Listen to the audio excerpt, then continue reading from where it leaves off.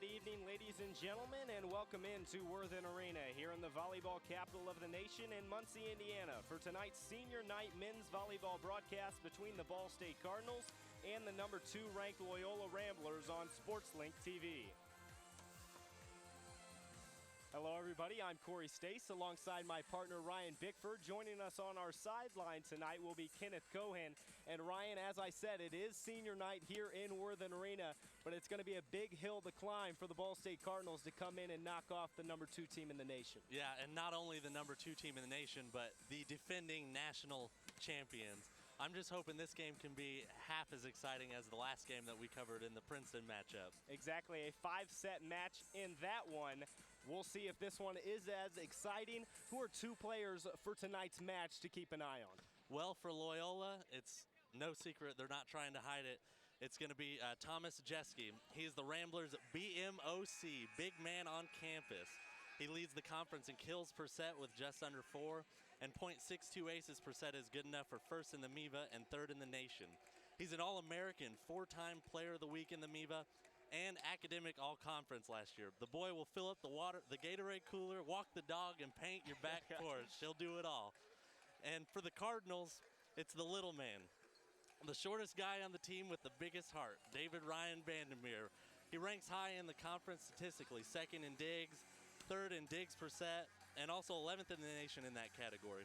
The man will sacrifice his body and leave it all out on there for senior night tonight versus the defending national champions to get that big upset.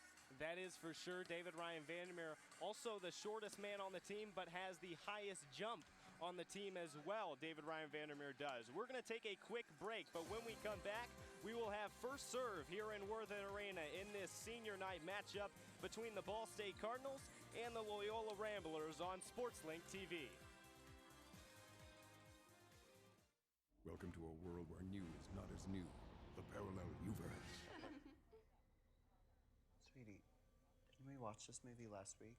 Not much choice with AT&T U-verse, Dave.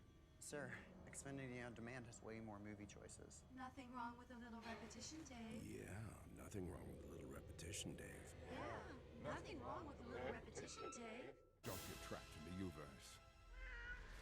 Get 3 times more movies with Xfinity On Demand from Comcast.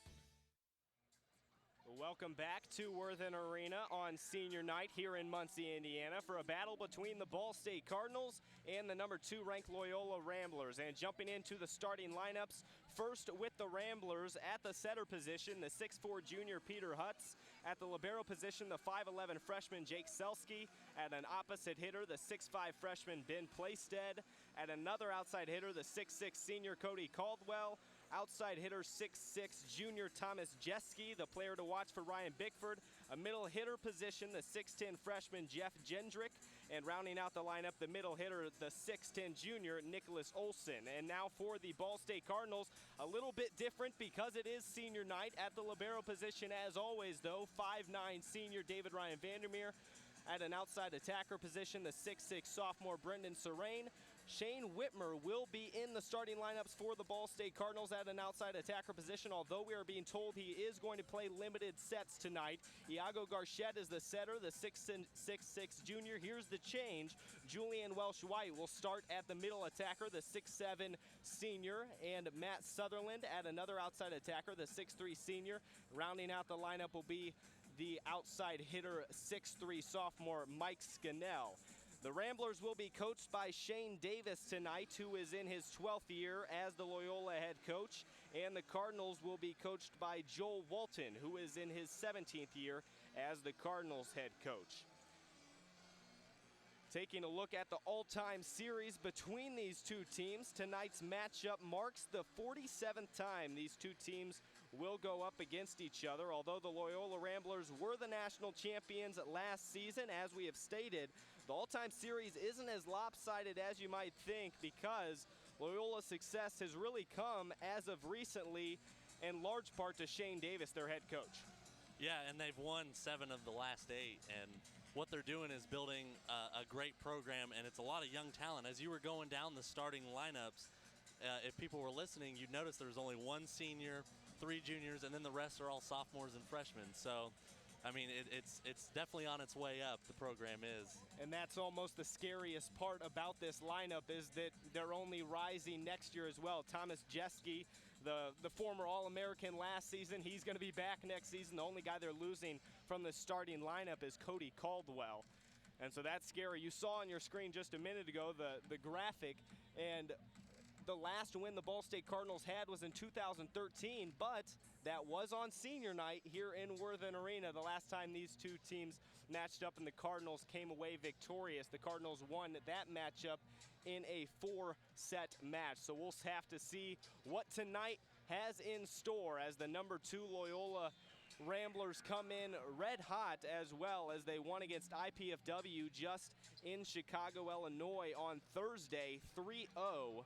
And IPFW, no slouch in the MIVA as well. So IPFW couldn't overcome them. The only team that is tainting the Loyola record this season is Lewis, who right now is currently ranked number 4 in the nation, also a part of the MIVA conference. But as we've stated, 17-1 the Loyola Ramblers are, and 9-1 in the MIVA conference. So Ball State, as we said in the pregame, they have a large hill to climb, but anything can happen really on senior night if someone's motivated enough. So we'll have to see if one player maybe comes out and dominates. But Loyola, the biggest thing for them is that the Cardinals are going to have to play a stout defensive match because the Loyola Ramblers are all over the leaderboards for their offense. And that's why we talked about David Ryan Vandermeer. He's going to have to play a clean game, and the front blockers are going to have to try and slow down this attack of Loyola. And maybe we'll see Matt Walsh today, or maybe we won't. But it would be nice to have him. He's obviously a huge asset for the Cardinals defensively. But we'll see. We'll see how it goes. And who knows? Maybe lightning will strike twice. And wouldn't that be a great story to tell, being a senior, is if you beat the defending national champions on your senior night? Exactly, and the reason Matt Walsh is not in the starting lineup is because Julian Welsh-White, the senior, is going to be getting the start, except the libero, David Ryan Vandermeer, is out there for the Cardinals right now. Well, we're getting ready for first serve here in Worthen Arena, and first to serve will be the Ramblers. It's Thomas Jeske. He's one of the top servers in the nation. Serrain on the attack on the right side. Now Cody Caldwell on the left side, a partial block at the net, but it goes out of bounds. And you already see the Cardinals maybe not being ready right away. They're a little off cue there. They just need to clean it up a little bit and not waste opportunities. Thomas Jeske averages .62 aces per set, but that is a part of the game with having a good server like Thomas Jeske is service aces as well. He has now 48 service aces on the season with that one. Now back to serve the Cardinals' best server, Brendan Serrain. Caldwell again on the left side. This time it's Playstead. Could not be dug out in the back row from Shane Whitmer. And you see Whitmer diving on the ground there. He's had a little, the injury bug bit him a little bit. It'll be interesting to see how long he stays in this game and before Coach Walton pulls him. A few weeks ago, Shane Whitmer rolled an ankle against Grand Canyon here in Worthen Arena. So that's the reason he will be limited. This is his first match back from the injury. Scannell on the right side. Cody Caldwell again, and it's an into the net by either Iago Garchette or Julian Welsh-White. So Loyola takes a 3-1 advantage here in set number 1. Jeff Jendrick now going back to serve for the Ramblers. Matt Sutherland's first attack on the left side goes down the line for the kill. And Sutherland's going to have to pick up the slack a little bit that's been left by the absence by Marty Nimchevsky, who must be suffering from some sort of injury. We saw him in warm-ups walk around in blue jeans, so we won't be seeing him today. Also has missed the last 2 matches for the Cardinals. Thomas Jeske got that one just across the net, and it went straight back down into on the Ball State side, so a point to the Ramblers.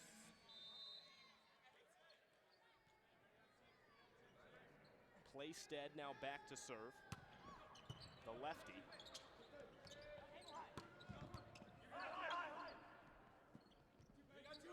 Playstead on the right side. Now Sutherland blocked at the net. A great combo block between Nicholas Olson and Cody Caldwell over on the right side. We raved so much about the Loyola offense. They're the #2 team in the nation. Their defense is no slouch as well. Playstead once again serving. Scannell with the power cross-court kill there for the Cardinals. That looked like a little bit like Marty Nimchewski there. Hopefully Scannell can get it rolling. Scannell a few weeks ago was really a bench player, didn't get much playing time. Here we see Edgardo Cartagena checking in for Shane Whitmer, who we may not see for the rest of the match. We were told that he would have limited time on the floor because this is his first match back, but it is senior night, so they definitely wanted to get Shane Whitmer out on the court at least once as the service error from the Ball State Cardinals. But I would not be surprised at all if we did not see Whitmer again tonight. And Julian Welsh-White's first attack goes left and out of bounds. And you already see the Cardinals are having a little bit of trouble receiving the serve and playing the ball and getting in good position for the serve or the setter to get a legitimate attack. And now a block at the net from Loyola. So they lead 8-3. We're going to send it over to our sideline reporter, Kenneth Cohen, for the first time tonight. Thanks, Corey. If you want to stay updated on our broadcast or just anything SportsLink related, follow us on social media. All you have to do is search us at Ball State SportsLink on Facebook, Twitter, or Instagram. Back to you guys. Thank you, Ken. 8-3 here. The Cardinals are trailing by 5 as Joel Walton took the early timeout. Joel Walton in his 17th year as the Cardinals head coach, but the Loyola Ramblers came out and they came out hot, and that's what you expect from a #2 team in the nation, and you thought it really had to be the other way around if the Cardinals were going to come out in this match and really take advantage of set number 1. And we cannot overemphasize the importance of this first set. The Cardinals have been swept 3-0 7 times this season, and the Loyola Ramblers have wrecked the competition, sweeping their opponent 13 times. So it's going to be very, very important for the Cardinals to hopefully win this set or at least be competitive. This Ball State SportsLink student production is brought to you by your East Central Indiana Ford dealers. Ford is proud to support Ball State student athletes and the students of Ball State SportsLink. Coming out of the timeout for the Ball State Cardinals, Loyola will be back to serve, and it will be Cody Caldwell as we left with before the timeout.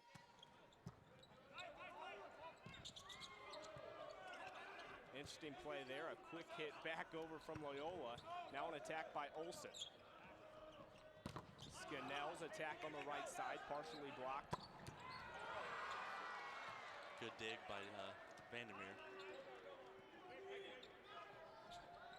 Now the attack from the back row from Cody Caldwell. And Matt Sutherland couldn't pick it up in the back row for the Cardinals, and they trail by 6 now here in set number 1. And the Ramblers are showing their will and not giving the Cardinals a chance to breathe. Cody Caldwell once again to serve. Bad pickup in the back row. And Nicholas Olson sends it home to the left side of the Cardinals defense as they find themselves trailing 10-3. Joel Walton looks like he's going to go into the bench for the Ball State Cardinals, take Matt Sutherland, the senior, out, and put Austin Overby in. And he's a seldomly used player. He's only seen action in 8 sets this year, so it'll be interesting to see what he does, if he's rusty at all or what he can bring to the table here. He did see some action on the road trip for the Cardinals. Now Cartagena sends an attack into the hands of the blocker. Conversation going on. And yes, the line judge said it hit the line after the block, and Loyola arguing that. But from our view here, I thought it went out of bounds, but Loyola just signifying that the line judge was holding up the she's going to stick holding up with her the call. flag. Yeah, she's going to stick with her call. So we'll see the senior Julian Welsh-White, who does not see much action, back to serve for the first time. Looks like a pretty good serve there. Didn't look very rusty, but Nicholas Olson hasn't looked rusty either as he sends one home through the middle, right in the middle for the Loyola Ramblers. And he'll trot on back to serve.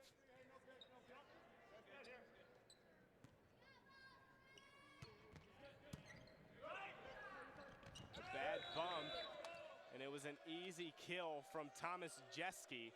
And Garchette really can't do anything at the net. A few passes tonight have already went straight back to Loyola. Credit to their serving tonight so far. And it's just shown wasted opportunities by the Cardinals not being able to, play the serve. And just wasting an opportunity. Definitely, and if they want to come out on top of this match, that's definitely going to be something that needs to change for the rest of the sets. As Mike Scannell now back to serve for the Cardinals.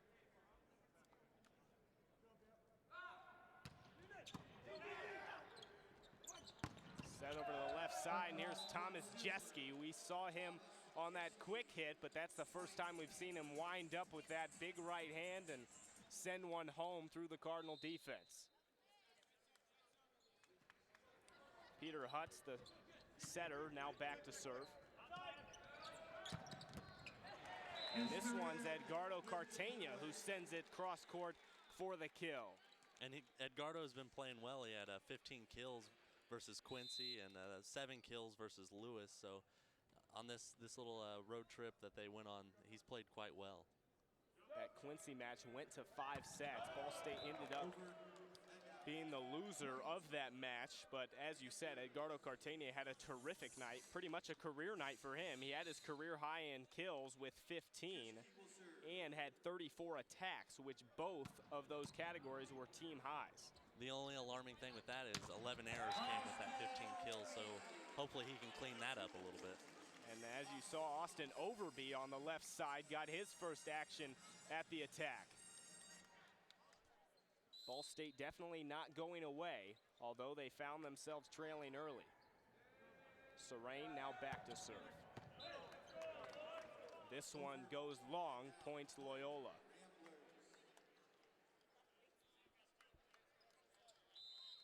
Jeff Jendrick now back to serve, the 6'10" middle hitter.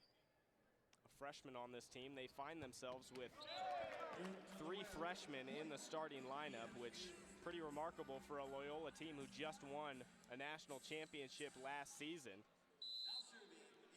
And that's resulted in some guys who played last season big minutes who haven't seen as much time this season because of those 3 freshmen that came in and provided quality time. As Nicholas Olson, the junior, sends one home again through the middle. Yeah, and David Ryan Vandermeer just kind of had to duck out of the way of that one so he didn't get decapitated. Already we've seen them go to the middle often. Nicholas Olson's been the guy that's benefited from that the most, as that one hit the line on the left side. Ben Playstead got the service ace. And Overby just kind of watched it go out. That might be a little bit of just a little nerves from not playing as much. Now Scannell got a chance to wind up at that one. A great set and kill from Garchette and Scannell. And we talked about Scannell in the Princeton game. It looked like he had a little bit of a head case going on with himself, an internal battle. He looks great right now, both serving and with his attacks. Scannell, as we've said, was a player that was on the bench for most of the first part of the season, but really has provided a spark on the offensive side for the Ball State Cardinals as of late, and Coach Walton continues to put him in the starting lineup because it's hard not to. He's just continued to have great attacks on the outside and provide a little bit better spark than, to be honest, Matt Sutherland and Martin Nemchevsky, who at the start of the season were the outside attackers. That one sails away long from Thomas Jeske. He had to attack that one from the back row, but all of a sudden the Cardinals find themselves only trailing by 6 here in set number 1. I say only by 6, but a good run from the Cardinals here in the last few points as Overby back to serve. And That's really how a lot of runs end in volleyball, with the service error. I think that probably is the most frustrating way to end a run if you're a coach. Yeah, and being down 7 to the #2 team in the nation is a lot more than being down 7 to any other team. Cody Caldwell's serve sails long. 18 to 12 here in Worthen Arena. The Cardinals trail by 6 as Julian Welsh-White now back to serve for the Cardinals for a second time. Attack on the left side by Jeske, almost dug out by Julian Welsh-White, but Jeske definitely put some finesse on that one. Didn't go power on the left side of the attack, as now we see Robert Chilcote check in for the Loyola Ramblers, and he'll trot back to serve. Another guy that hasn't seen a lot of action this year, only 9 sets played, so gonna see a lot of fresh faces today, I think. Edgardo Cartagena on the left side went with the finesse attack, kind of had to adjust his body to get to that one, but still resulted in the kill. And he kind of just looked over and kind of shrugged that one off like, hey, I'll take it. And Joe Walton called Iago Garchette over to the edge of the court to tell him something. We'll have to see if the offense changes any, possibly running through the middle. Brendan Serrain hasn't seen much attack so far tonight. And now we're having a pause in the action on the court as the official talking to a person at the scores table, but now we're back in action as Mike Scannell back to serve for the Cardinals. And in his first serve attempt, he showed pretty good pop, so let's see what he's got here. This one sails long to the wide to the left, I should say. I think that's the classic jinx there. The classic broadcaster jinx as well, as Peter Hutz, the setter, travels back to serve for Loyola. Cartagna's attack blocked at the net. Another one to Cartagena, and this one sails long. You saw that coming right as it hit off of his hand. He tried to avoid the blocker at the net and resulted in sailing wide right. Now we're going to send it over to Kenneth Cohen for a storyline here tonight for the second time. Thanks, Corey. You guys talked about tonight being Ball State's senior night, which gives it another reason why it could be a good match. Last time Ball State played Loyola on their senior night in 2013, and you mentioned this, they came out on top. Ball State won 3 sets to 1, and Loyola was a top team that year as well. Last year, Ball State played Loyola, and they were up 2-0 before Loyola ended up winning in 5 sets. So these matches the last couple of years have been pretty close matches, and it looks like they won't disappoint tonight. Back to you guys. Thanks, Ken. And as you said, the last time the Cardinals won against Loyola was on senior night. And then also, but it is worth noting that the Loyola Ramblers beat the Cardinals in 3 sets. We're going to take a quick break here in Worthen Arena. When we come back, we'll have more set number 1 action on SportsLink TV. Hundreds of real-world interviews at Ball State helped me realize the responsibility that comes with being in front of the camera. Society needs passionate journalists. Now I'm on air in DC with the whole world watching. Ball State, education redefined. And as the clock ran down, I sank the jumper. And took the big trophy home. And Aunt Jane. I guess I did all right. But look at them. Great old coaches, Hall of Famers. And Dad ran in the Olympic trial. Your cousin played in the Sweet 16. And how about the College World Series? That was awesome. If only I You can. You both can. I'm already proud of you. Now, who gets these? Me. The Mid-American Conference, generations of champions since 1946.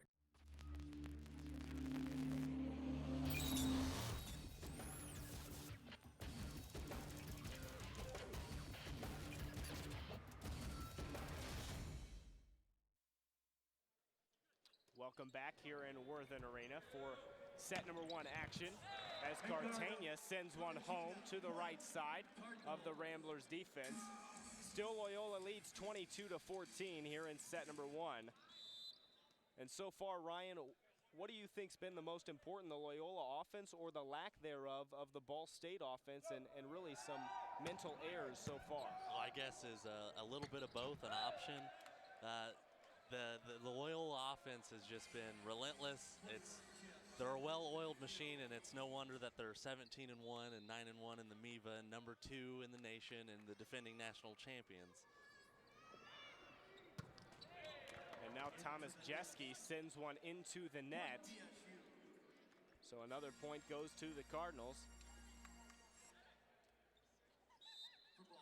Brendan Serain now back to serve.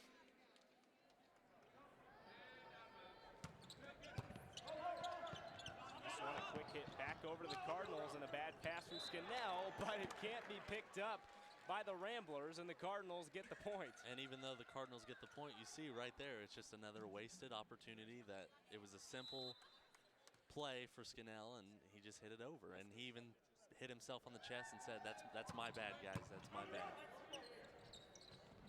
And now a back row attack. It was a double hit, I believe, by Thomas Jeske, as it looked like Jeff Jendrick was going to get a hand on that, but he decided otherwise at the last minute, and Jeske had to send it over with the set, but it resulted in a double hit. Serain once again back to serve.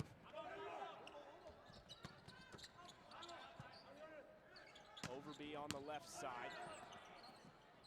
Now Cody Caldwell back in the action with his attack. And this one lands inbounds. It was Austin Overby with the pass. Definitely not intentional, but it still works for a point for the Cardinals, as Shane Davis, the head coach for the Loyola Ramblers, takes the timeout. And watching that one going over, I was like, there's no way this one is landing in. And all of a sudden you see the reaction from Ball State. And I guess if you're going to beat a number 2 team in the nation, you need breaks like that to happen. Exactly, especially late in this set, 23-18. The Cardinals find themselves trailing by 5 here in set number 1, but we'll see if the Cardinals can spark a run here at the end. It's been good play by the Loyola offense and defense so far, and as you said, the Cardinals got lucky on that one, but they'll take every point they can get. And Loyola's playing a pretty clean game. They only have 2 attacking errors and 5 service errors, as compared to Ball State's 4 attacking errors and 5 service errors. So Ball State's first Student Athlete Awards show, the Chirpies, is April 13th at Emmons Auditorium. Free admission, red carpet arrivals, athlete awards, and live music from Nashville's Corey Cox. And it's produced live by SportsLink on Comcast 81, ballstatesports.com, and in our new mobile app. Definitely an event to catch. Connor Snare, Aaron Hepp, and Allie Luthman going to be the host of the Chirpies. yeah, and if you've seen the Hepp Cam or know Aaron Hepp, he is quite the character, and I think he'll do a great job hosting. I'm sure he'll get a couple of laughs. Exactly, and a student athlete, which also helps since it is a student athlete show. But now we have set point for the Loyola Ramblers here in set number 1 in Worthen Arena, as that kill from Cody Caldwell went to the left side of the Cardinals defense, and they're going to bring in a service specialist for this last point, and it's Dragger Craner. A soft serve to the left side. Cartagena from the back row. I believe that hit off the head of Nicholas Olson and bounced out of bounds. So Cartagena, maybe not intentional, but got it to go nonetheless. And that one just kind of looked like a push there, and it's good enough to get his 5th kill of the match. Garchette now a very sure server for the Cardinals, but it's not gonna matter as Nicholas Olson sends it home from the middle. Loyola had success so far in set number 1 through the middle, and in large part to Nicholas Olson. So Loyola takes set number 1, 25-19, and we're gonna take a break in between sets. You're watching men's volleyball, the Ball State Cardinals and the Loyola Ramblers on SportsLink TV. Fox College Sports, CBS, ESPN. Impressive clients for college students. We write, direct, and produce our Emmy-nominated programs daily. We even designed our own virtual set. Ball State, education redefined. It's the matchup sales event at your local Ford dealer, and the top seed is Ford, the brand more people search, buy, and buy again. At the point, Ford Focus with great handling. Now get up to $4,000 total cash or 0 for 72 plus up to $500 cash back. And at Center, Ford Fusion with great efficiency. Now get 0 for 60 plus up to $1,000 cash back or up to $2,500 total cash. You won't find an easier pick. Make it Ford and make a fast break to your Ford dealer. Ball State Sports Link is bigger than ever. The best stories in Ball State sports, live game production, award-winning studio shows, and more. It's only from Ball State Sports Link, an immersive learning production. Welcome back into Worthen Arena for this men's volleyball matchup between the Ball State Cardinals and the Loyola Ramblers. Loyola took set number 1, 25-19. Earlier this week, SportsLink's own Tim Rushi got a chance to talk with Cardinals head coach Joel Walton about really how to stop Thomas Jeske. And here is that video.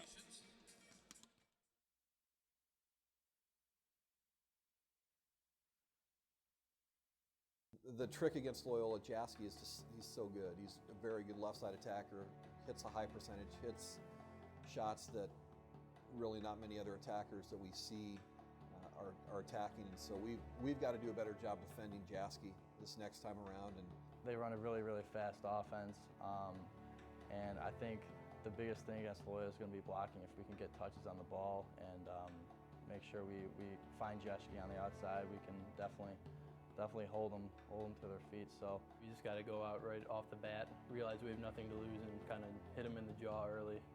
And I think if we do that, they'll kind of stumble back, and we could jump on top of them and take some games. As you saw, the Ball State Cardinals thought they needed to jump on top early. They didn't have a chance to do that in set number 1 as Loyola took it 25-19.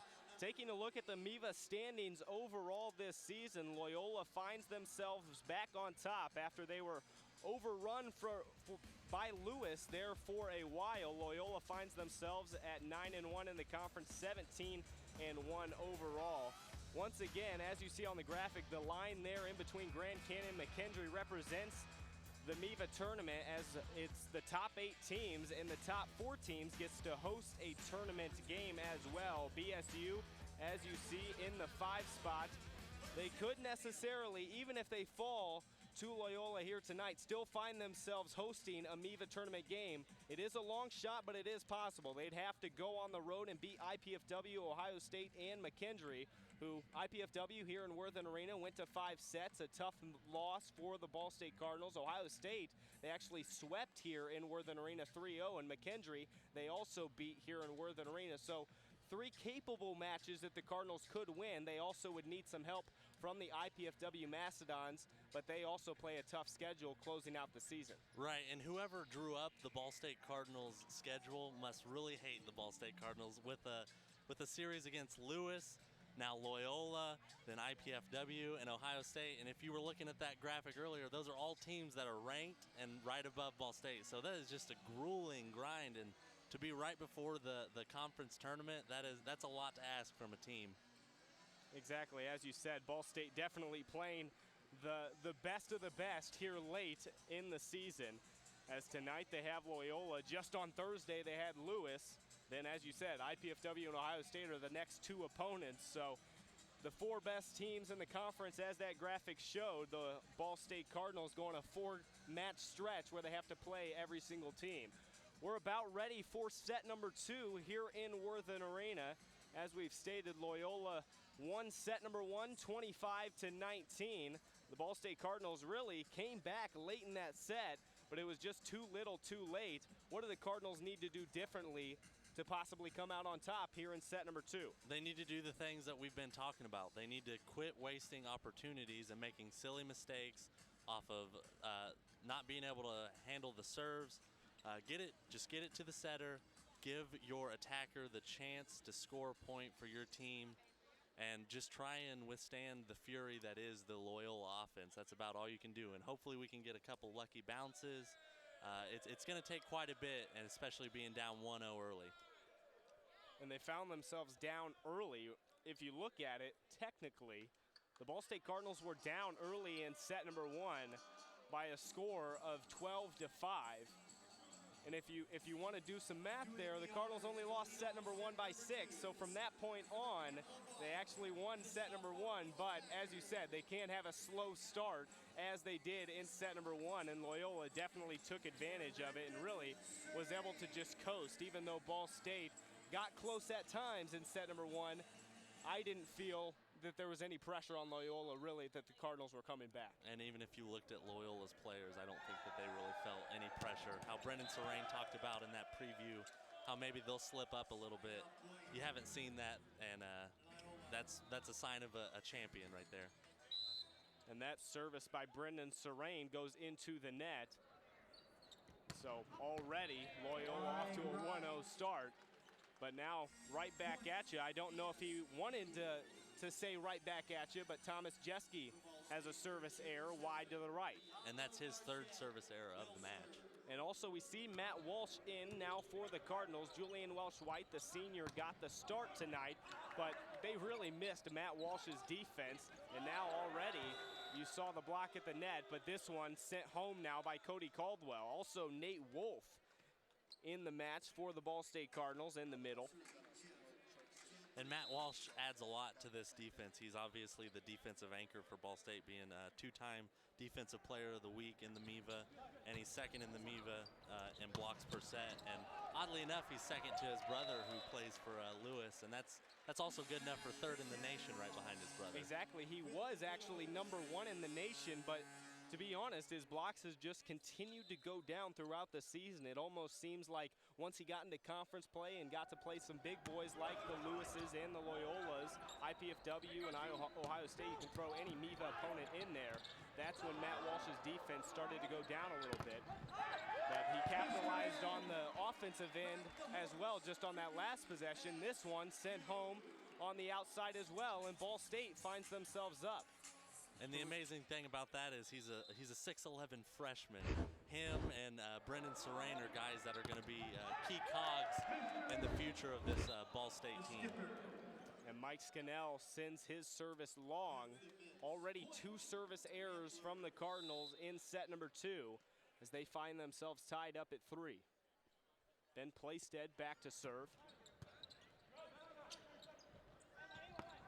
And Cartagena sends it home on the left side. Cartagena has definitely been a bright spot for the Cardinals.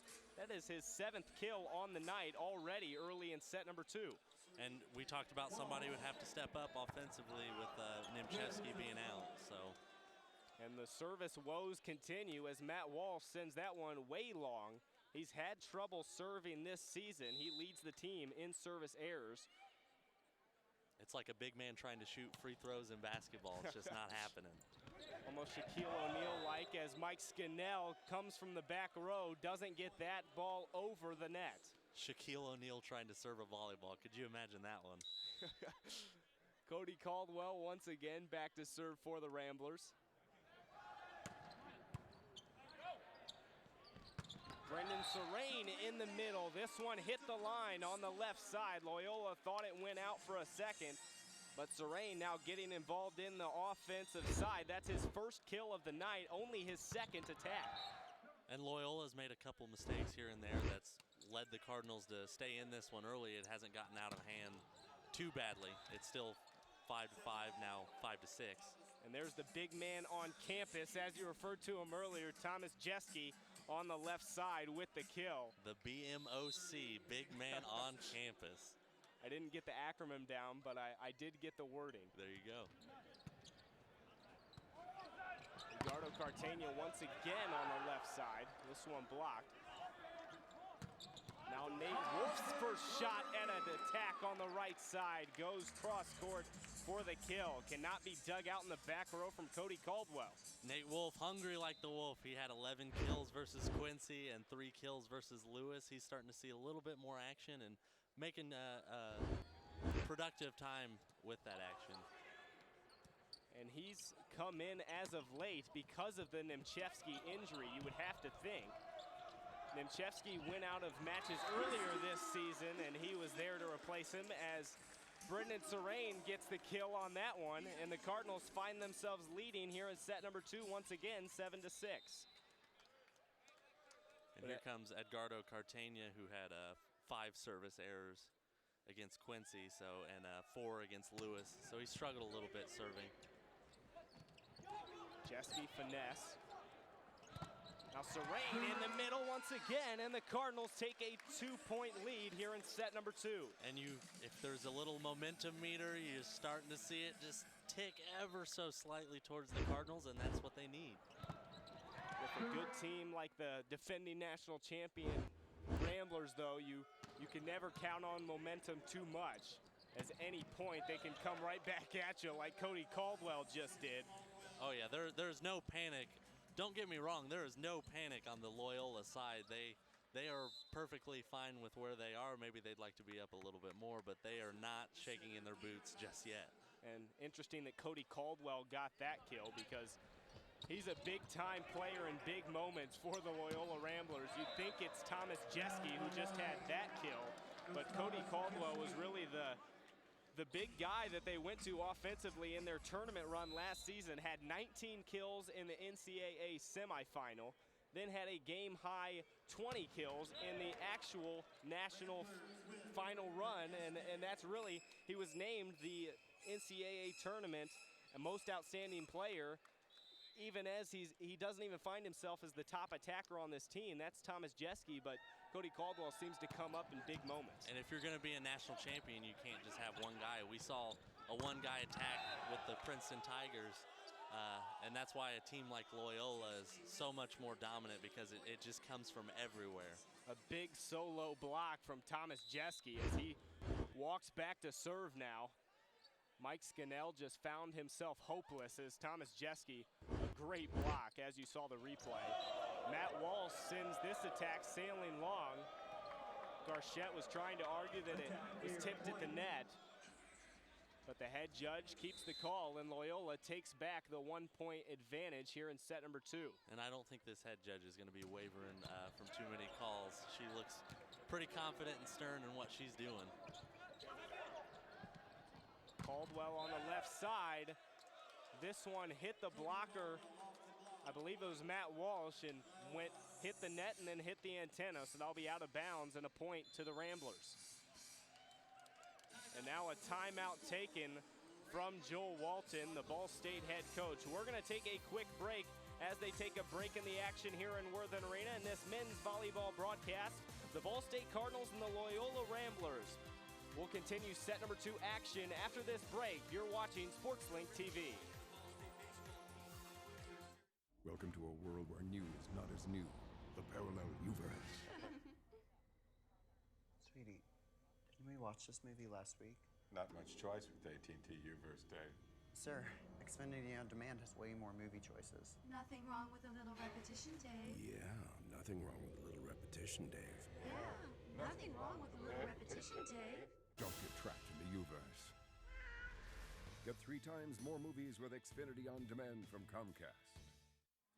Welcome back here in Worthen Arena, where the Loyola Ramblers lead the Ball State Cardinals in set number 2, 11-9.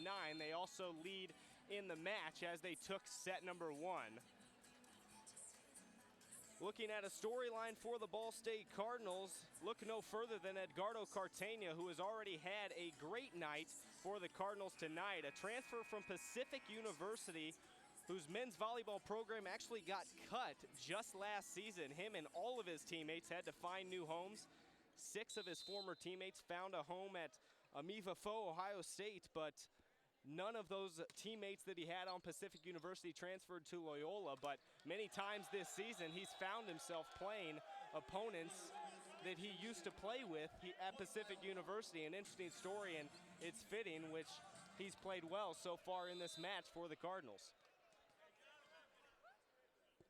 Now Thomas Jeske back to serve for Loyola. Scannell on the left side. They've went to him on the outside many times tonight, and he's had success, as he has on that one with the cross-court kill. And that's his 3rd kill of the game. No attacking errors. He's pretty well dialed in and being a good contributor for this Cardinals offense. Garchette now to serve for the Cardinals. Attack in the middle from Jeff Gendrick, and it could not be dug out by David Ryan Vandermeer. The Ramblers find themselves back leading by 3 here in set number 2. Jeff Jendrick, after that kill, now finds himself back serving.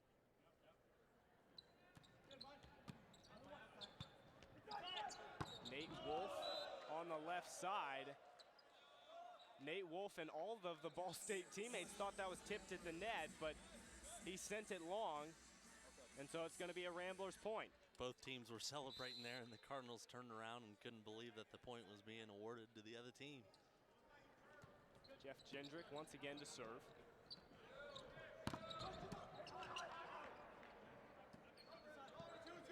Cody Caldwell on the left side is blocked by a duo of Matt Walsh and Mike Scannell. I think it was Walsh who got the majority of that one. And as we've said, he's the big man in the middle for the Cardinals defense, and they missed him in that first set. He's been effective on the defensive end so far in set number 2. The Shaquille O'Neal walking down the middle. They definitely have needed his big, tall body to try and slow this attack, as you see that one go right over his head. And now we're going to send it over to our sideline reporter, Kenneth Cohen, for another update. Thanks, Corey. SportsLink is kickstarting a new website, Chirp City. You can find in-depth stories like the Shelby murder story, quick updates about how our teams are doing, and a range of written stories from March Madness to the future of the men's basketball team. Visit the website at www.chirpcitybsu.com. Back to you, Jorge. Thanks, Ken. As you saw, the double hit from the Cardinals, 16 to 11. The Loyola Ramblers lead now, but Cartagena with another kill on the left side. Edgardo is playing really well. We've talked about it. He's definitely still bringing it. As we said, had a very effective night on the road against Quincy. Had 15 kills, 34 attacks. Both of his parents actually played for the Puerto Rican national team, as he is from Puerto Rico. 2 players on the Ball State Cardinals. Jose Irizarry, who's out for the season with a torn labrum, and Edgardo Cartagena. Both came over to Muncie, Indiana to play their college volleyball. As now we see Edgardo's tip go through the middle of the Loyola defense for the point to the Cardinals. And already his 9th kill of the match. Nate Wolf now back to serve. Cartagena again, and Iago Garchette's not going to stop going to him. Even if Loyola knows it, he's still been effective. And that's a good job by Iago Garchette, knowing who your hot hand is and feeding that hot hand to get some production.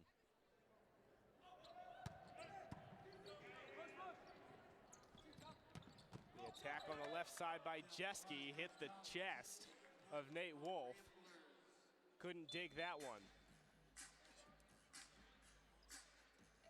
Loyola finds themselves back up by 4 as a service specialist, Robert Chilcote, checks in and now is back to serve for the Ramblers.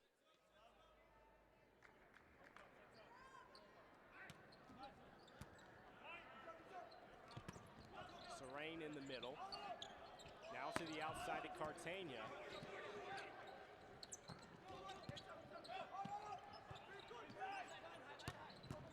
Good rally here as the Loyola Ramblers pick that one up.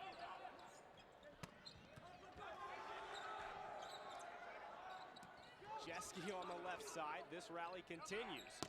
Playstead now sends it home down the line. David Ryan Vandermeer couldn't reach just far enough for that one. And Loyola is doing a great job of getting good ball movement. They're moving up and down the net as far as where they're attacking. They're attacking all sides and making those middle blockers for the Cardinals move up and down.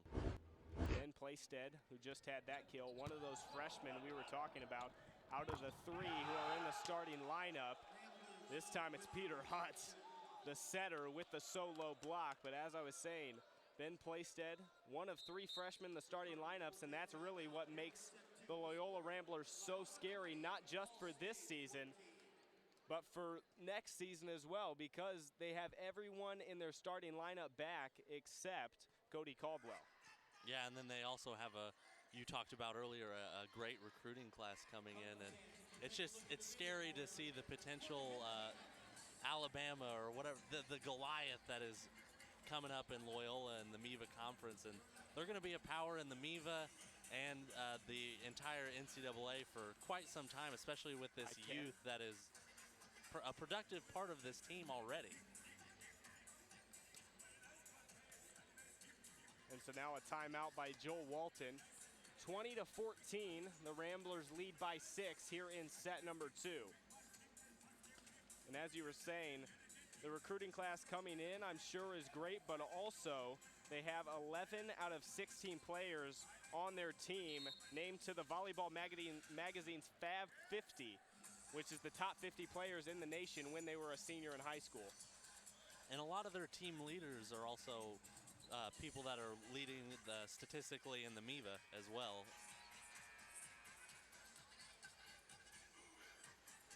And now coming back out of the timeout. Once again here in Worthen Arena on senior night, the Ball State Cardinals and the number 2 team in the nation, the Loyola Ramblers, find themselves up by 6 here in set number 2 as they took set number 1, 25-19. Bad touch in the back row from Scannell, and now a block at the net on Edgardo Cartena's attack, and Loyola putting it on at the end of set number 2. Really just looked loose throughout this whole match. Didn't really get at one point, even when Ball State was cutting close, and I think that's just part of that confidence that comes from being the number 2 team in the nation as they get another block at the net. A little bit miscommunication between Garchette and Brendan Serrain. Serrain had to reach for that one. And you're starting to see the frustration set in on Brendan Serrain's face as he just kind of takes a deep breath and puts his hands on his hips, but they're talking now and trying to get it figured out. Chilcote once again still back to serve for the Ramblers.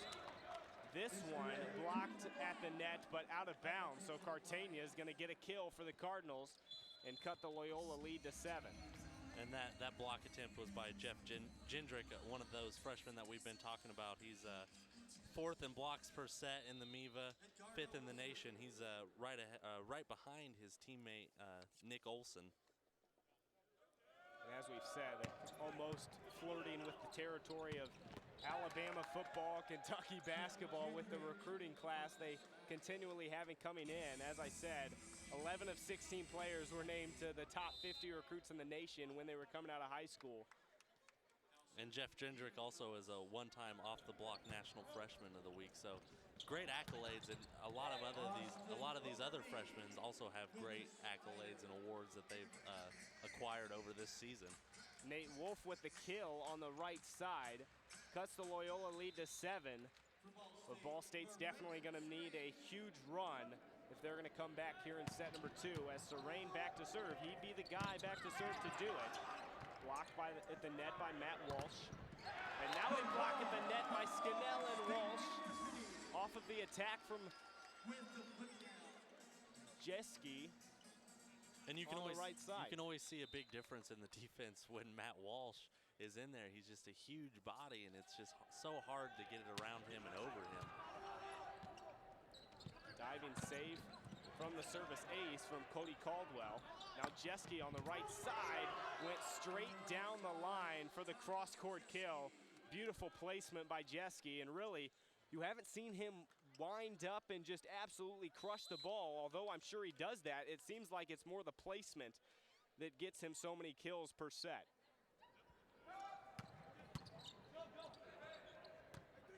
Now Nate Wolf on the right side, his attack picked up.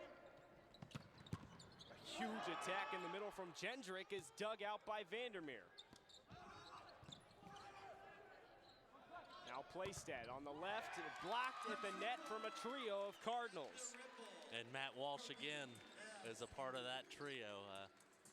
It's hard to miss him. Exactly. Matt Walsh, such a big part of this Cardinals team so far this season, the 6'10 freshman. Not many accolades out of high school. Wasn't mentioned to the Volleyball Magazine Fab 50, any of that, but he's been huge on the defensive side as Cody Caldwell ends the set with that huge kill down the line as Loyola takes set number 2, 25-18. Loyola finds themselves leading by 2 in this set so far. We'll see what set number 3 has in store.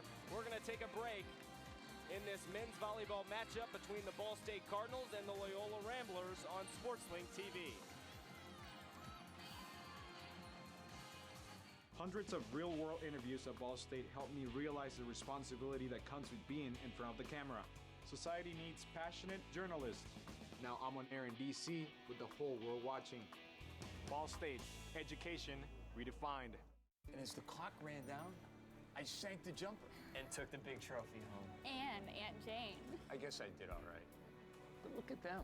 Great old coaches, Hall of Famers. And Dad ran in the Olympic trial. Your cousin played in the Sweet 16. And how about the College World Series? That was awesome. If only I can.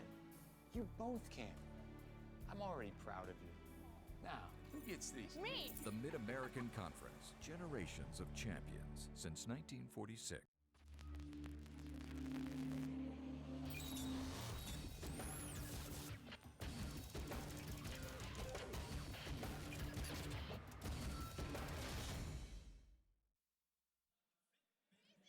Back here in Worthen Arena for this men's volleyball matchup between the Ball State Cardinals and the Loyola Ramblers. The Loyola Ramblers took sets number 1 and 2 as they were supposed to, as Ball State found themselves as the underdog here tonight. Loyola won set number 1, 25-19 and 25-18. Quick recap of sets number 1 and 2. As you see the highlights, that man right there, Thomas Jeske, was big for the Loyola Ramblers. Then Brendan Serrain came back through the middle. Cody Caldwell blocked at the net. Edgardo Cartagena was the big shining spot for the Ball State Cardinals in sets number 1 and 2, as he had 11 kills through those 2 sets, but it was just too much from the Loyola Ramblers offense. And even if the Ball State Cardinals got some attackers going, Loyola just responded and really was the better team in sets number 1 and 2. Now we're going to take a look at a feature story from Ball State Sports Link. This is from last year on a men's volleyball player, Julian Welsh-White, produced by Andrew Bultemeyer. We're going to stay here for a second and taking a look at the stats. Edgardo Cartagena, as I received my first tattoo when I was 16. I had my mom design it. It's mostly about two of my best friends that I had in my life, my Nana on my dad's side and my baby cousin Noah. I had been asking my mom for it, I think the whole time, actually for my 16th birthday, and she said, you know, as long as it means something to you, I'll absolutely pay for it. It's 2 people that were very close to me in my life when I was young. They both passed away a year apart. They were just a huge part of my life. My next tattoo, I was 17. It was after my other cousin had passed of cystic fibrosis. So I had one on my left shoulder, and then I got a second one on my right shoulder. At her funeral, there was a poem called The Dragonfly. It was about going on to new life and having a better life. And so I had my mom design that one too, and it's a dragonfly in the background, and then in front of that is her initials, MW. The next one, I think my freshman year in college, I got 2 on my inner biceps. Just compliments my work ethic towards volleyball, just dedication, determination. My mom designed. It was, you know, everyone always asked me, you love volleyball so much, you're so into the sport, why don't you get a volleyball tattoo? So I was thinking about it, and I was looking at stuff online. My mom, I think she found a little bit of a design, and so she went off that and put more into it.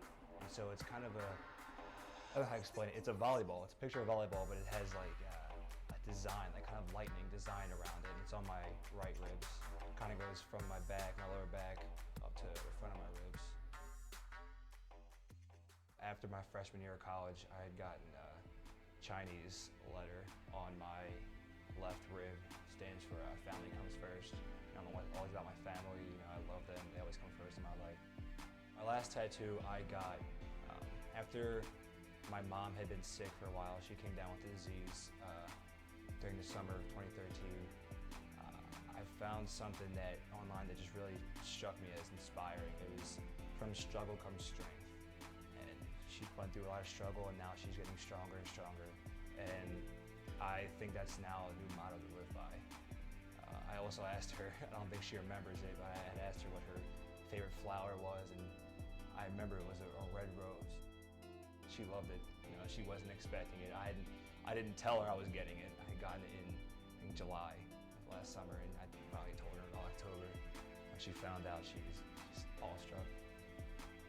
And I like the fact that she designed it because she did a great job. She definitely wanted me to, when I told her about this, she definitely wanted me to make sure I explained that she designed some of them because she wanted the credit. She's just looking out for me, always. She doesn't want me to get anything dumb or anything meaningless put on me for the rest of my life, so she wants to be a part of it.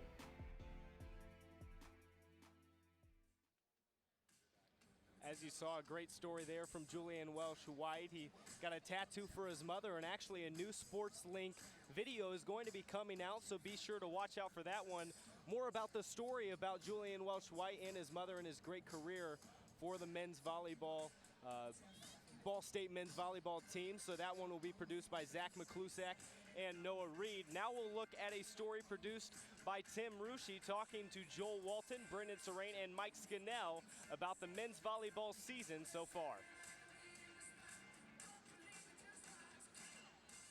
Our season's going pretty good.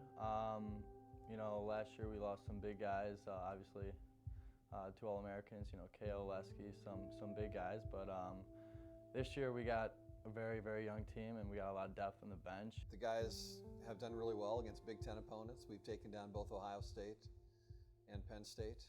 We beat some really good teams, and then we've had some pretty bad losses along the way. But I think we could improve on the good and leave the bad alone. And I think we'll do really well going forward. This year, probably the biggest change that we've made, and it hasn't been during the regular season, but coming out of our fall training, we just weren't getting as much solid play out of our middle attackers as we wanted. And so we moved Brendan Serrain, who had been a right side attacker for us, into the middle. At first it was kind of difficult. I was so used to playing right side. I had played middle in high school, but not for at least 2 years. And Brendan has started for us every match this season and is doing a very good job in that position. In practice, Coach Furnish really helped me adapt back, and it hasn't been so bad of late. I kind of like it more than right side now. We're trying to develop our outside attacking, that part of our game, so that it can be a stronger part of our game, something that we can rely on. And right now, to this point in the season, it's the outside attacking has really been the up and down part of our season. I think later in the year, teams scout us a little better. They know the attacker's tendencies a little more, so they pick up on that, and they'll get a block or force somebody to make an error by the way that they're playing defense around us. I think that we could probably use that and improve our attacking, maybe work on that in practice. This team has what it takes to compete. What we're trying to get the guys to do a better job of is just competing more consistently night in and night out. It's basically who's ever stepping up in practice, who's ever pushing themselves the hardest and taking that role. You know, I just working hard in practice. Like I said, teammates pushing me, I'm pushing them just as hard. And you know, it's so close with the outsides right now. It could go either way. So it might change. It might keep going like this, but you know, once Shane and Marty get back, you know, anything could happen. So I just got to keep working hard in practice and keep pushing myself and my teammates. This is the last time the seniors are going to play on Worthen. We really had to owe it to them to play well and set them off with a win. It's been 4 or 5 years for some of the seniors, and you know, I mean, it's definitely you know, a memory for them. You know, all these years of hard work, and it's their last night playing in Worthen. So we're going to be right there pushing them, and we're going to be having fun, a lot of energy in the gym, so it's going to be fun. Welcome to a world where new is not as new. The parallel universe. Sweetie, didn't we watch this movie last week? Not much choice with AT&T U-verse Day. Sir, Xfinity On Demand has way more movie choices. Nothing wrong with a little repetition, Dave. Yeah, nothing wrong with a little repetition, Dave. Yeah, nothing wrong with a little repetition, Dave. Don't get trapped in the U-verse. Get 3 times more movies with Xfinity On Demand from Comcast. Back out here in Worthen Arena for this men's volleyball broadcast. On SportsLink TV, the Ball State Cardinals and the number 2 ranked Loyola Ramblers facing off. About to start off set number 3. As you can see, Loyola took sets number 1 and 2, 25-19 and 25-18. The first set was a little bit different story. Loyola got off to a quick start and really just never looked back. The second set, although, Ball State had a lead, a 2-point lead with about 10-8, I believe it was, and then the Loyola Ramblers just took over from there and ended up just cruising away with that set number 2 late. And you can see it right there, the Ball State abysmal attacking percentage around 20%, 21%. They're just not doing what they need to be doing. If you want to upset a great team, you pretty much have to play flawless if you want to try and upset Loyola. Mike Scannell's attack on the left side, picked up. This is Playstead on the right. Now Scannell, a tip on the left side, dug out. Kessel, attack blocked at the net by a combination of Garchette and Serrain. Cody Kessel really just pushed that one into the blockers. They're gonna change the point though, I believe, and say it was a carry from Cody Kessel.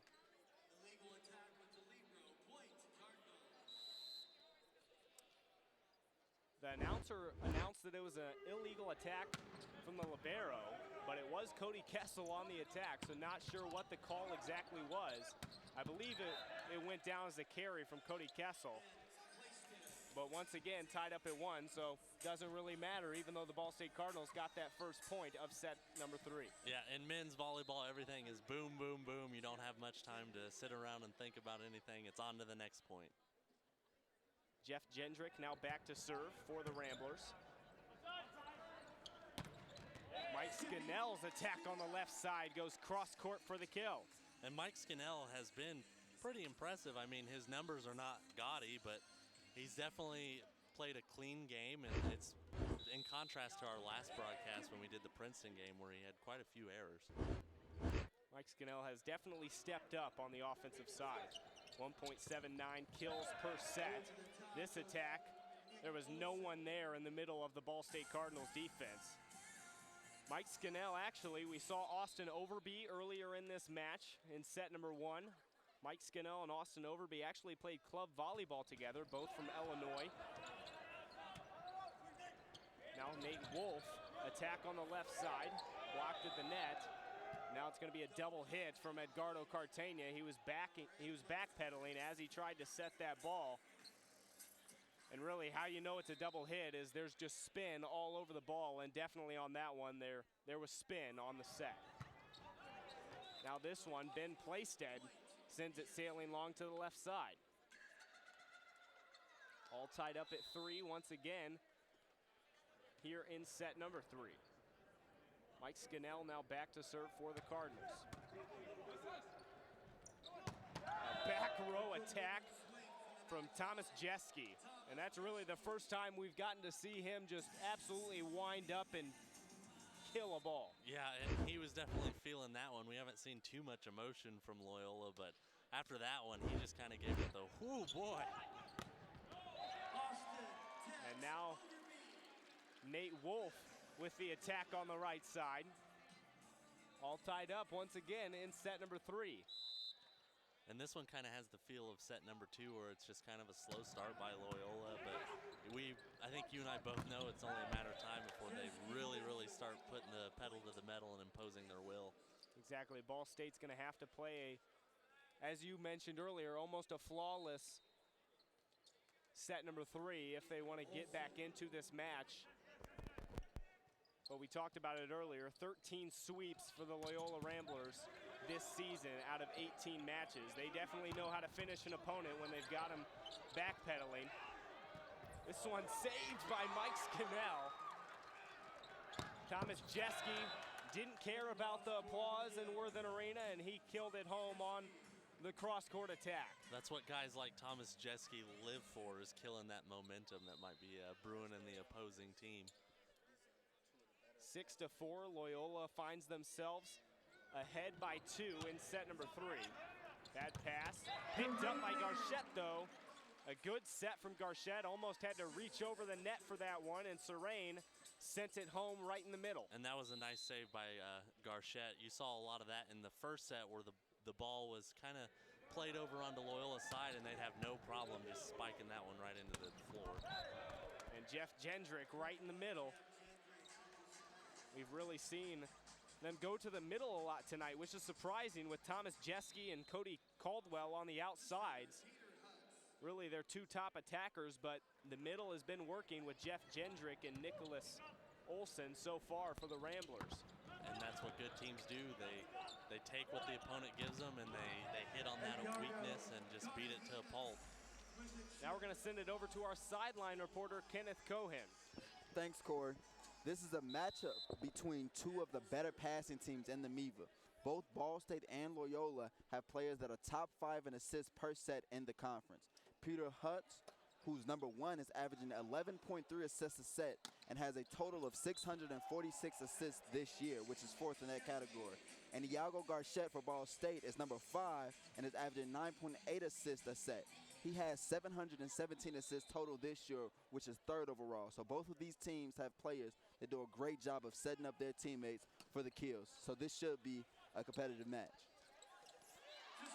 As you said, Kenneth, Iago Garchette and Peter Hutz, 2 great setters in the MVB, but one of the things that's really resulted from tonight is the passing. And Coach Walton has said it multiple times after a Ball State Cardinals loss this season, is that really it wasn't on Iago Garchette, but the Ball State passing in the back row. When you don't have good passing, the setters can't get into position to set the attackers up. Yeah, the back row is what gets the whole thing going in motion. If you don't have a good reception of the serve and get it up to your setter, it throws the whole offensive attack off, and that's basically a free ball for the opponent. And now Matt Walsh getting in on the action on the offensive side, sending a kill home on the left side of the Loyola defense. Once again, it is senior night here in Worthen Arena, so the Cardinals were hoping for a miracle as they wanted to go out with a win, possibly the seniors' last match here in Worthen Arena.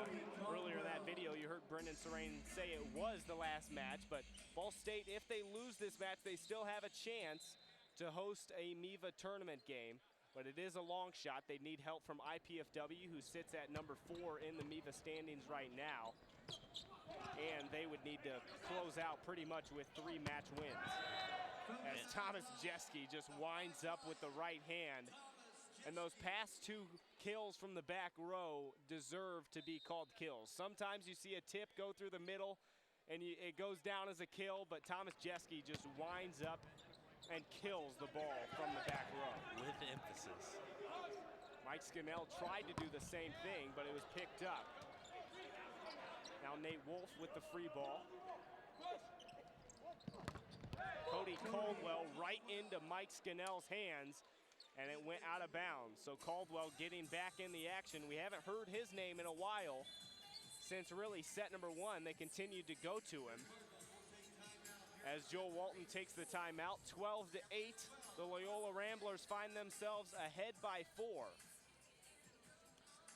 And taking a look, we've mentioned it throughout the broadcast, Loyola really has been on the positive end of a lot of sweeps this season, and the Ball State Cardinals not so much on the positive end, because the Ball State Cardinals have been swept 9 times this season. The Loyola Ramblers, on the other hand, have swept 13 opponents this season.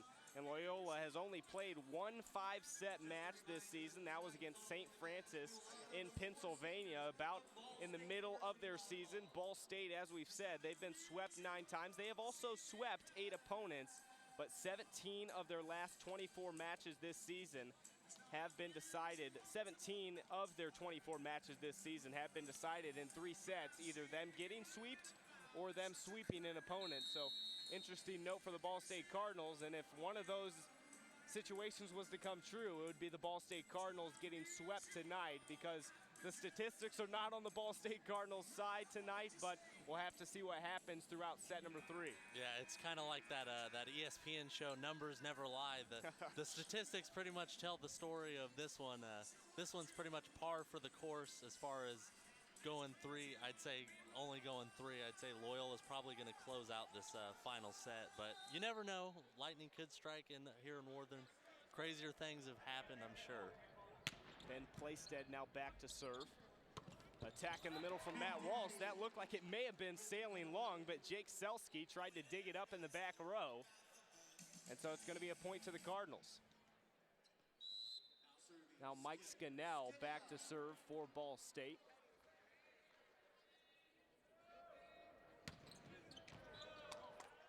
Tried to go cross court with the service, just barely went out of bounds to the left side. Wise move in the back row from the Ramblers, letting that one sail. And that's his 3rd service error of the match. Now we're going to send it over to our sideline reporter, Kenneth Cohen. Thanks, Corey. We have a tweet from Janae Obringer, and the tweet reads, at BSU Sports Link, at Ball State Men's Volleyball. Come on, #card, beat Loyola.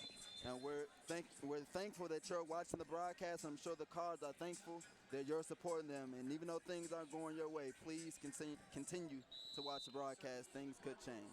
Back to you, Corey. Exactly. Anything can happen here in Worthing Arena. 13-10. Loyola, check that, 14-10. Loyola leads here in set number 4, as it looks like Thomas Jeske wants to go home early tonight with that kill. I think he probably wants to go watch some of those NCAA tournament games going on tonight. There's some good ones on tonight. Notre Dame, Kentucky. A lot of people think that Notre Dame could be the team to beat Kentucky. I think otherwise. I have Kentucky in my bracket going all the way. And oddly enough, I have Notre Dame. Well, was it a homer pick or was it an actual you thought Notre Dame was going to win pick? Hey, I'm better than 99.7% of brackets on ESPN.com right now, and that is no lie. So it's pretty serious business right now with my bracket. Well, there you go. And also Wisconsin and Arizona taking on each other tonight. The left side of that bracket. Who will punch their ticket to the Final Four as Nate Wolf's attack on the right side goes down the line for the kill.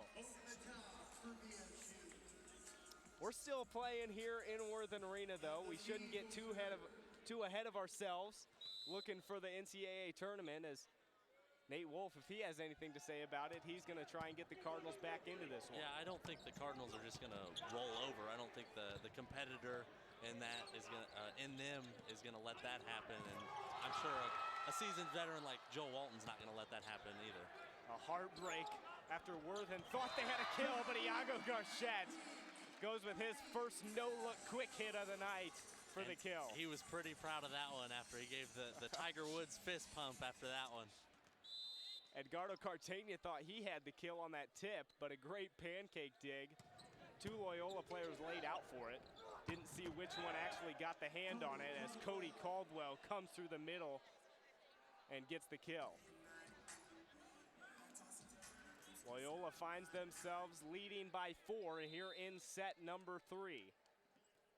As it's said in volleyball, this is the hardest part, though, for the Loyola Ramblers to finish off set number 3 here in these last few points is Cartagena with the kill on the left side. It was blocked by Jeff Jendrick, but fell back on Loyola territory. Edgardo Cartagena has been a nice little piece here offensively with a lot of the key cogs for the Cardinals offensively being out in Marty Niemczewski. We haven't seen a lot of Sutherland, and obviously the injured Shane Whitmer as well, who's not played a lot. Yeah, we saw Shane Whitmer at the start of the match, but we said it then, and we were right. We have not seen him since. It is senior night here in Worthing Arena. Shane Whitmer, being the senior, started off the match, but he was coming back from an ankle injury, so we didn't expect to see him much tonight, as I was told by Joel Walton before the contest, and that came true, as we only saw Shane Whitmer for about 5 points before he checked out. Same goes for Julian Welsh-White and Matt Sutherland, because both of those guys were seniors as well. They played no injuries, but Matt Sutherland and Julian Welsh-White. Julian Welsh-White, a guy who doesn't play much all season. Matt Sutherland, on the other hand, he was starting for most of the season, then got benched for Mike Scannell, and Scannell is just not disappointed, and Matt Sutherland, therefore, has just been finding himself on the bench, and almost, you look at the Cardinals roster, though, and you look at the players out on the court, and it's almost promising that Matt Sutherland and Julian Welsh-White and Shane Whitmer are all on the bench, and they still can function on the offensive and defensive end because they don't find many seniors on their roster, only 4. But Doc Vandermeer, as he checks in at libero, he's going to be a big one to replace. It seems like the Cardinals this season have been almost priming Mitch Wheeler to take that spot, but possibly Jose Irizarry too. Jose Irizarry we didn't get to see as much. He only played 4 sets this season before he tore his labrum and now is out for the season. Mitch Wheeler has filled in at that backup libero position. It'll be interesting to see which player takes that libero spot next season. A great dig in the back row, but I believe they're going to call it a carry in the back row, and it's going to be a point to the Cardinals. They cut the lead to 2. The Cardinals are still in this one here in Worthen Arena in set number 3. Yes, this third set is much closer than the previous 2 sets this late in the set. So when it's this close, you never know what could happen. Now the attack on the left side by Playstead barely couldn't be blocked. It was blocked, but out of bounds, almost landed in, and it would have been a point to the Cardinals. Scannell upset about that one, looked like it went off the fingertips. Playstead now back to serve. The lefty server gets the service ace. I believe that's the only second service ace we've had tonight, as David Ryan Vandermeer couldn't get to that one. And you are absolutely correct. You have been paying pretty good attention tonight, obviously. Going off the memory, but Joel Walton takes the timeout for the Ball State Cardinals as all of a sudden Loyola goes on a little run, and they're up by 4 here in set number 3, 20-16, and threatening to take this match and leave early tonight here in Worthen Arena. Big storylines for the Ball State Cardinals. Shane Whitmer, obviously out with the ankle injury. We mentioned he started in the match and then was only able to play a few possessions. Martin Nemchevsky, a junior on the team, so he didn't even get the start. He's totally out for this match, and he's their top attacker, so a big loss there on the offensive end. Matt Walsh didn't come in till the second set. A lot of unusual events for the Cardinals have happened tonight, and that's almost what the Cardinals needed was those attackers to knock off Loyola. Right, it's been a different look for this Cardinals lineup, and it's good to get those guys that don't normally get a lot of PT, a little experience, but it'll be nice to see what is going with guys like Nemchevsky and stuff like that. Shane Davis, the head coach for the Loyola Ramblers. We've mentioned him tonight in his 12th season as the Loyola head coach, and as you see on your screen, actually played for Loyola back in his day, the alma mater. He graduated in 2003, actually got the job in the 2004 season, so took over the year after he left. So Loyola, he was an All-American while he was at Loyola, and Loyola must have trusted him. And they weren't wrong either, because he's definitely took this program to the next level. 4-time MVB Coach of the Year, all-time record, 254 wins, 87 losses. That's the most winningest coach in program history. They definitely didn't make a mistake hiring the former player. As the attack in the middle is blocked at the net, and Loyola gets the point, but definitely interesting storyline from Shane Davis. The head coach went from player to coach and has really taken this Loyola program to another level, winning the national championship last season. Great serve from Cody Caldwell, barely dug out from Vandermeer. Now Jeske on the left side with the cross-court kill, and Loyola 3 points away from finishing this match off here in Worthen Arena in a sweep over the Ball State Cardinals. Hard serve from Caldwell. Now the attack by Nate Wolf, blocked to the net by a combination of Nicholas Olson and Thomas Jeske. another interesting aspect of this Loyola and Ball State matchup is just Joel Walton, a Ball State grad. We talk about Shane Davis being a Loyola grad. Obviously, there's a lot of pride for both these coaches in their programs being alumni. Cartagna's attack sailing long, and Loyola will have 7 match points. You're bound to think that they'd close one of these out, as Cody Caldwell's been efficient back to serve so far. Jeske is gonna finish it off, and that is fitting. A bad pass from Mike Scannell right to Thomas Jeske as he goes down the line and finishes this match off in Worthen Arena. The Loyola Ramblers take set number 3, 25-17, and they win this match 3-0. We're gonna take a quick break. When we come back, we'll have the post-game show and live coverage of senior night here in Worthen Arena. You're watching this men's volleyball broadcast between the Ball State Cardinals and the Loyola Ramblers on SportsLink TV.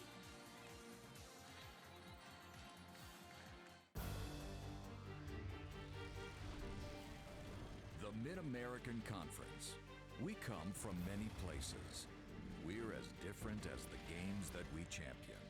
But behind every great play, beneath every uniform, lies something even greater.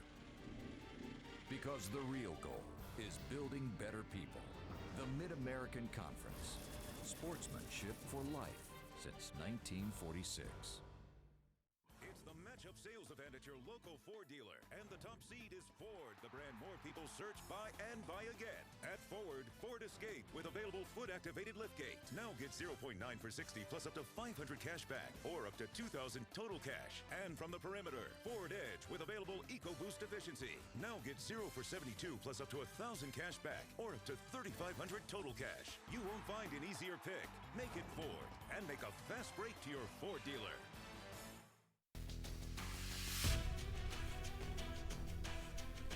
If you don't believe in yourself, you're done. If you don't believe in your teammates, you're done. If you don't believe in your coaches, you're done.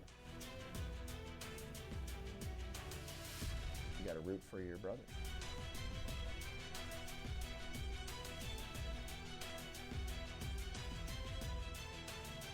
You got to believe.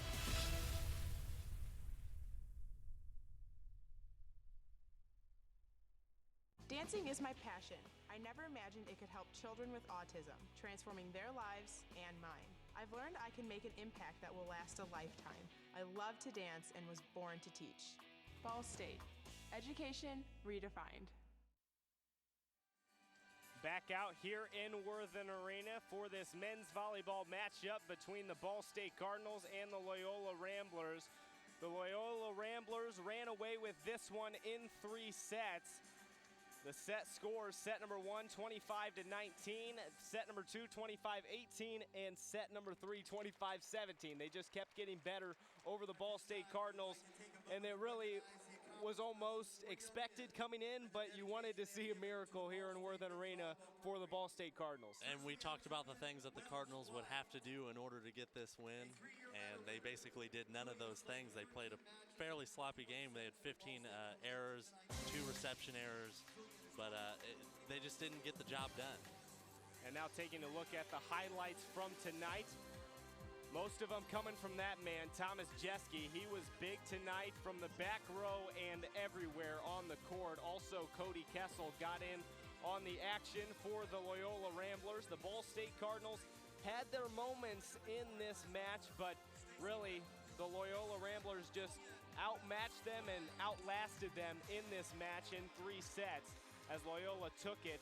And that is their 14th sweep of the season, and the Cardinals' 10th time they have been swept this season as well. Now taking a look at the final stats for tonight. Cody Caldwell for the Loyola Ramblers finished with 12 kills. Thomas Jeske led all killers with 16.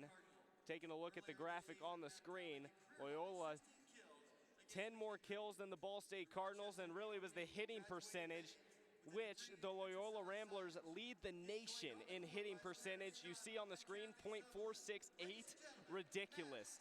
So far this season, the Loyola Ramblers have a hitting percentage of .361, and that leads the nation. And so they went even higher and went almost 100 more than their regular hitting percentage, and that was really the difference for the Loyola Ramblers. And if you look down overall their team stats, a lot of those stats are right up there at the top of the nation and easily tops in the MVB conference, which is a very strong conference. They lead the MVB in kills per set as well as assists. Taking a look for the Ball State Cardinals is their upcoming schedule. As you see, IPFW on Saturday, April 4th at 7 p.m. Then they travel to Ohio State, then McKendree. So 3 road matches to finish off. If they were to win all 3 of those matches, which possibly a long shot, but it is possible for the Cardinals. They took IPFW to 5 sets here in Worthen Arena, lost a heartbreaker. Ohio State, they actually won in a sweep here in Worthen Arena, and then McKendree, they also won in a sweep here in Worthen Arena. So 3 matches that they're capable of winning, and then it would be the MVB tournament where the Ball State Cardinals are trying to get themselves to that 4th seed so they can host a MVB tournament game.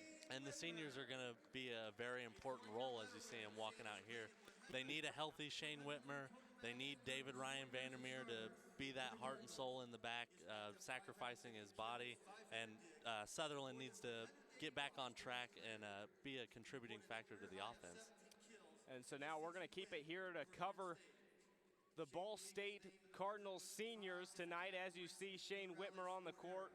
Also, some more players have already come out. Julian Welsh-White, David Ryan Vandermeer, and Matt Sutherland. All great careers. David Ryan Vandermeer has more accolades than the rest, but really all of them.